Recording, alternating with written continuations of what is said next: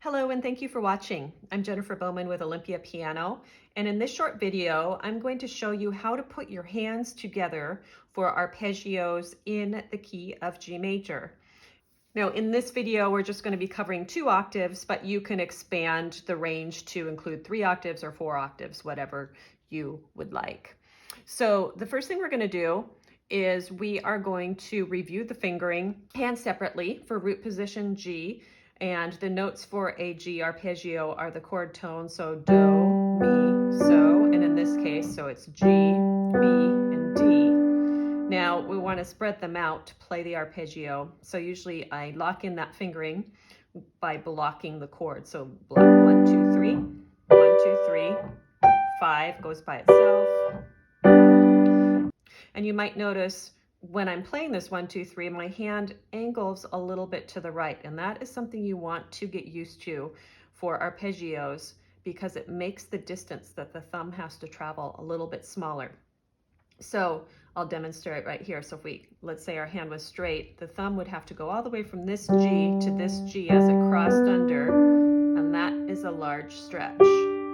However, if we shift our hand slightly to the right, so we're still playing on the tops of the finger pads, but just a little bit to the right. Now when the thumb crosses under, it's not quite as far. So we're going to work on getting this part flexible so it can really fit under there. So here's one at a time, G major root position. Thumb folds under, and then it's going to fold over versus reaching over like that. Think of it as a fold over. Left hand, same thing, but we're going to start with just the pinky, and then the fingering is not the same for root position. So we have block 4, 2, 1, 4, 2, 1, and then same thing, folding over, and then on the way down, we're going to fold under. It's not that far for the left hand. So to put this hands together, we're going to get set up, thumbs together, feeling together on this G here, and then shift each hand slightly towards the pinky of that hand. Now, root position, the fingering is not the same, so you have to think about it a little bit more. So the right hand is 1, 2, 3, left hand 5, 4, 2. And so whichever hand starts with the thumb, that's the hand that's crossing first. So on the way up, the right hand is going to fold under first. The left hand then folds over. Now on the way back down, the left hand starting with the thumb. So the left hand will fold that thumb under first, and then the right hand will cross over with 3. Just do that one more time without so much talking.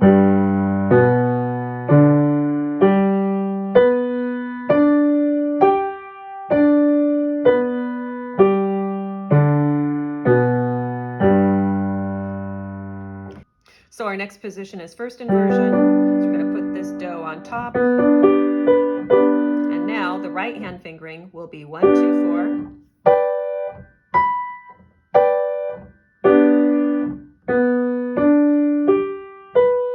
Not as large of a gap this time for the crossover. It's only the interval of a third. Left hand, same fingering also. So we'll start with pinky poke. 1, 2, 4.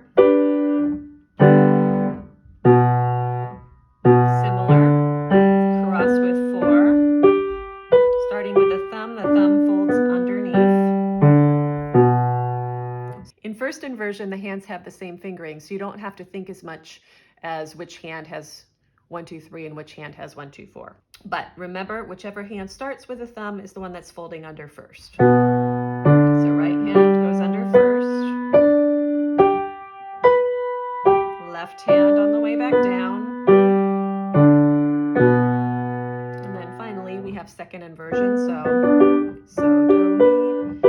Right hand is going to do 1, 2, 4 for this one. So 1, 2, 4. Shift slightly to the right. And then hand for this inversion is going to be 3, 2, 1. So it's going to have to reach a little bit further for the crossing over and under. Fold over with 3, and then under. So in second inversion, the left hand has finger 3 and the right hand has finger 4. So here we go. We're going to get set, slightly angled towards the pinkies, and then the right hand is going to cross under first because the right hand is starting with the thumb. So the thumb starts moving. Now on the way down, left hand crosses under.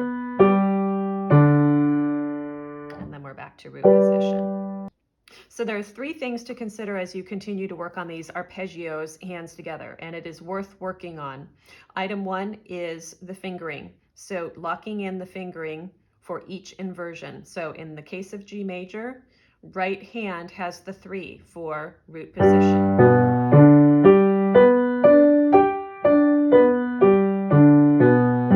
First inversion, same fingering, both hands. They both feel kind of stretched out. Second inversion, left hand has finger 3.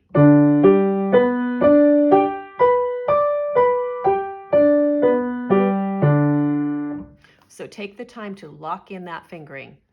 Point number 2, if you're able to angle your hands slightly out towards the pinky, your thumb will be able to move more easily under, as well as the hand folding over in the opposite direction.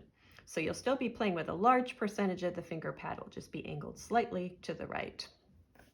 And then item number 3 is take care not to have too much up and down motion to move under. You want to feel like it's very horizontal and close to the keys. So thank you for watching this video on how to play G major arpeggios. I hope that you found it helpful, and I hope you'll subscribe to my channel for more videos on piano technique, piano literature, and quick piano tips.